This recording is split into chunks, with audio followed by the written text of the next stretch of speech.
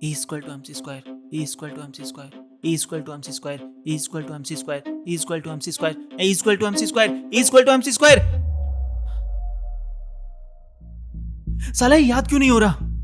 इतना सिंपल सा साइंस का फॉर्मूला याद नहीं हो रहा मुझे, तो वो फिजिक्स के बड़े बड़े डेरिवेशंस।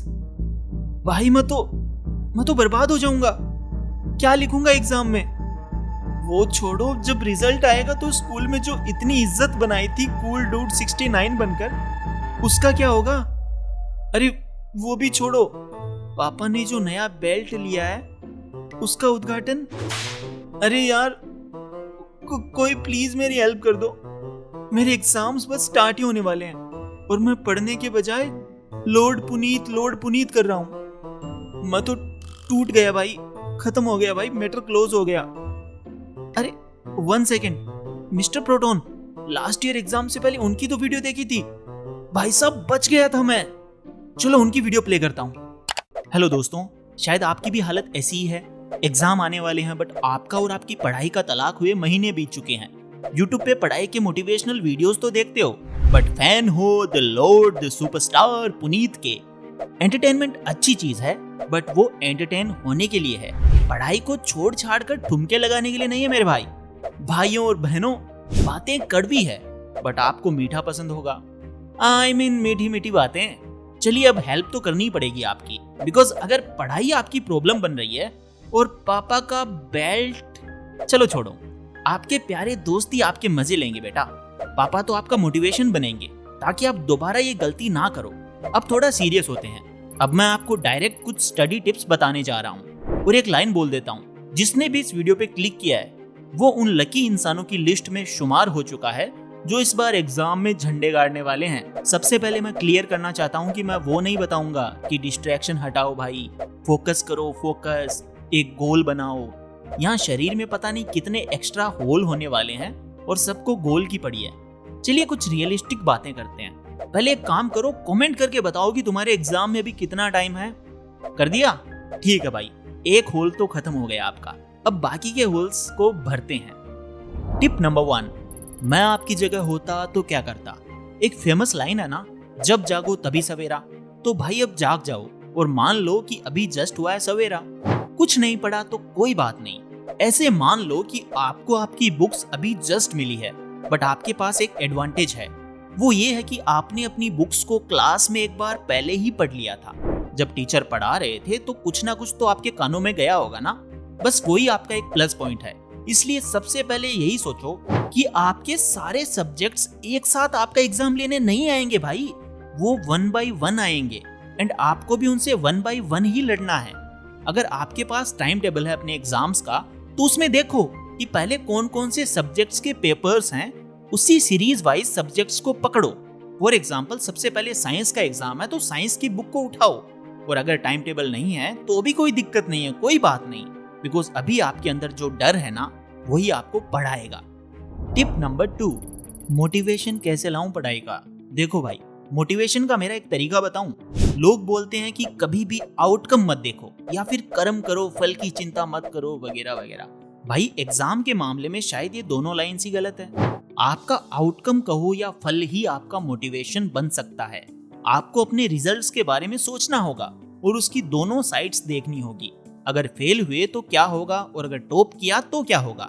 आई नो जब ज्यादा मार्क्स आएंगे तो आप बनोगे हीरो, और अगर मार्क्स कम आए तो ये समाज आपके दिमाग का दही कर देगा। इसलिए कहते हैं ना, कई बार डरना भी जरूरी है।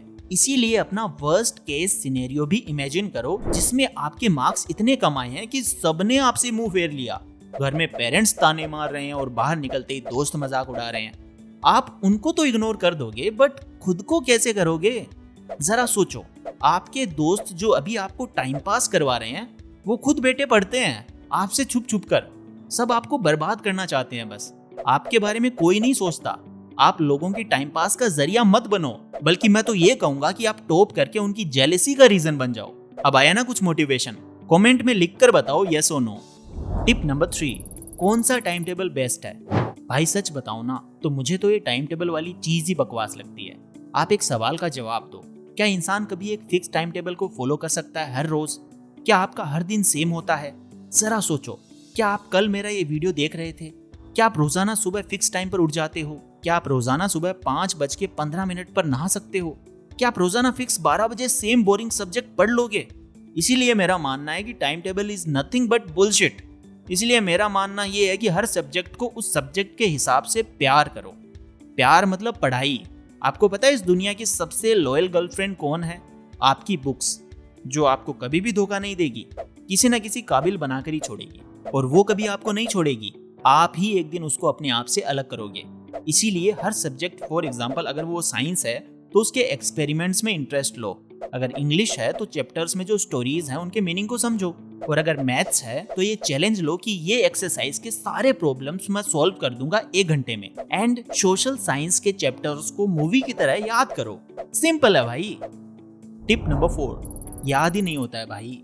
अब ये प्रॉब्लम वीडियो की शुरुआत में आपने देखी कि याद ही नहीं होता है, चाहे कितनी भी बार पढ़ लें। आपके साथ एक सीक्रेट शेयर करूं, खतरनाक है भाई। देखो, आपसे एक सवाल पूछता हूं, आप ये बताओ कि ये जो आप वीडियो देख रहे हो, इस वीडियो में मैंने आपको फर्स्ट टिप क्या बताई थी? आप में से मैक्सिमम लोग भूल गए होंगे। अरे भाई, मैं खुद भूल गया। लेकिन एक तरीका है जिससे हम सभी टिप्स को याद रख सकते हैं, वो भी सीक्वेंस वाइज। वो ये है कि एक इमेज या पिक्चर या फिर एक सिंबल बनाना पड़ेगा हमें अपने माइंड में।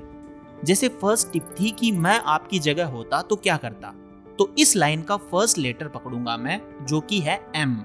बस M, इससे मुझे पूरी लाइन याद आएगी। अब सेकंड टिप थी मोटिवेशन कैसे लाऊं पढ़ाई का, तो इसका भी लेटर लेंगे अपन M। फिर तीसरी टिप थी कौन सा टाइम टेबल बेस्ट है, इसका लेटर हमें टाइम टेबल से लेना है T। एंड चौथी टिप थी याद ही नहीं होता है भाई, इसका लेटर लेंगे अपन याद का Y। तो चारों लेटर मिलाने के बाद बनेगा MMTY। अब देखो डिकोड करके, M यानी मैं आपकी जगह होता तो क्या करता, दूसरा M यानी मोटिवेशन कहां से लाऊं, T मतलब टाइम टेबल वाली टिप, एंड Y मतलब याद ही नहीं होता है भाई। तो भाई अब कैसे हो गया? बस यही सिखाना था आपको।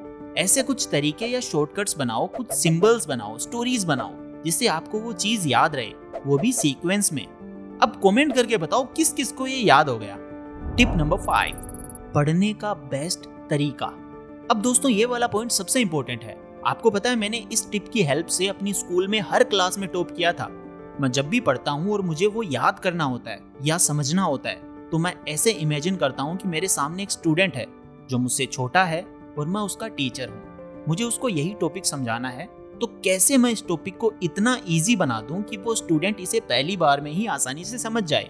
तो फिर मैं उसे समझाना शुरू करता हूँ, और इससे मुझे 2 फायदे होते हैं। एक तो मेरा रिवीजन हो जाता है, और दूसरा मुझे भी वो टॉपिक और ज्यादा क्लियर हो जाता है। अकॉर्डिंग टू मी ये दुनिया का बेस्ट तरीका है पढ़ने का, और मैं जोर जोर से बोलकर भी पढ़ता हूँ।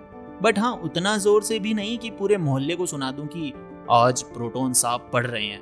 नहीं जी नहीं, आराम से बार बार रिपीट में बोलकर याद करने से चीजें याद हो जाती है। और हाँ, एक बार आपको याद हो गई तो फिर उस बच्चे को समझा दो जो आपके साथ पढ़ रहा है और आपसे पढ़ने आया है। भूल गए क्या कौन सा बच्चा? अरे आपकी इमेजिनेशन वाला बच्चा मेरे दोस्तों। तो दोस्तों, इस लास्ट टिप को भी उस शॉर्टकट में ऐड करते हैं। तो क्या शॉर्टकट बनाया था हमने? MMTY। ओके, अब इसमें पढ़ने का बेस्ट तरीका, जो हमारी लास्ट टिप थी, उसका लेटर P ले लो बस। तो क्या होगा? MMTYP।